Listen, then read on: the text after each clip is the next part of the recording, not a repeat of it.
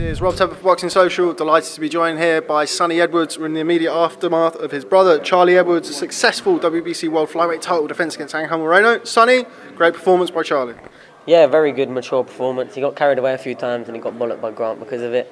But it went how I said it would go, to be honest. I expected, I told a lot of people that it was going to be a wide points win. That's what I was backing.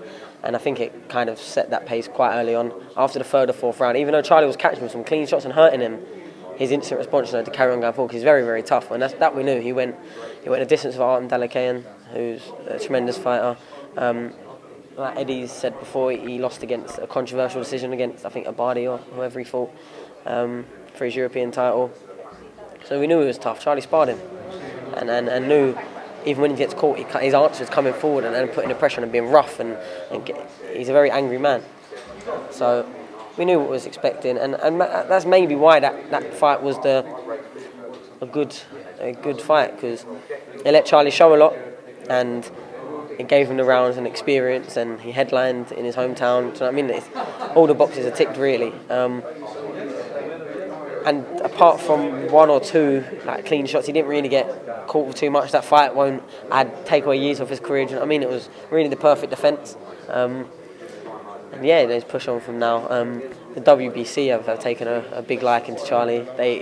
Mauricio Sulaiman went way far and beyond the Call of Duty. Come over here personally. He awarded a belt to Grant, the trainer. He even awarded a belt to my mum after, which was, you know what I mean, quite gut-wrenching stuff at the end. And it just says that all them years for Charlie chasing a dream is, you know what I mean, people are taking notice in a big way. And if he carries on the way he is, going to be a big, big star. Now, one word that you've mentioned and was kind of the consensus around ringside was mature. It seemed like a very mature performance from Charlie. Just how different has he been since becoming world champion? I mean, I've noticed kind of little bits and pieces, but obviously you're his brother, you're a stablemate, you see him every day. How much confidence and how much more maturity has that win given him? You know, I think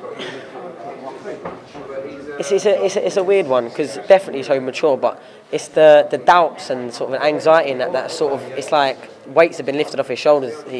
He's always been a very self-doubtful person, always has, ever since he was young. You know what I mean? That's maybe where we're different. I'm very sort of the other side of things, overconfident sometimes.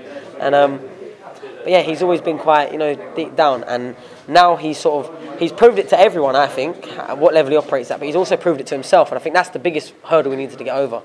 Especially obviously the loss of Casemiro, a few lacklustre performances, like an 8-round fight against Craig Derbyshire, having already boxed a world title. It was stuff like that he needed to iron out, and he's getting shown love up in the Still City gym, and you could just see how many people come down. He sold a lot of tickets, you know what I mean? Probably could have done more, but he sold a lot of tickets, a lot of support, people coming up. There was a coach come down from Sheffield, you know what I mean? There was people coming from all over, and it's great. And the support and the love he's feeling, and people staying to listen to him, what he's saying after.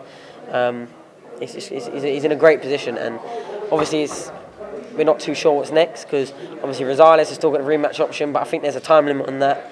And with this new WBC weight restriction, he's a massive flyweight, Rosales, big at the weight. So maybe he won't want to box fly, maybe want to go up super fly, but if he is, then Charlie will be more than happy to take that. Most likely again in London, I'd say. I think he's sold a good crowd, you know what I mean? And if not, I know Andrew Selby's, well, he's fighting tonight. He's not boxed yet, has he? It'll be early hours in the morning. Yeah.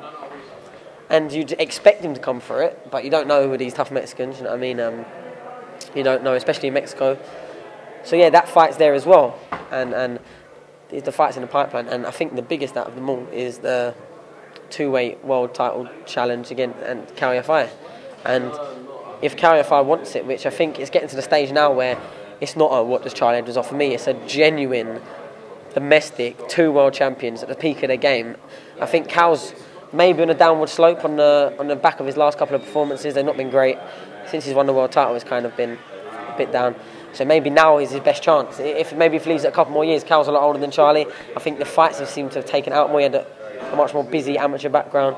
So they're all interesting fights, and Charlie's in a great place. So I think a lot of people are wanting to watch him now and taking notice.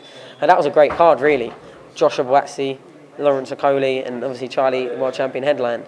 And like I said, it's a great place to be in, and being a part of it's great, and it can only push on my name and my boxing career.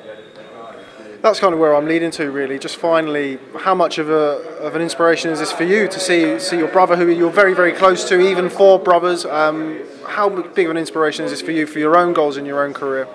Well, like I've related to before, it just shows how realistic these goals are.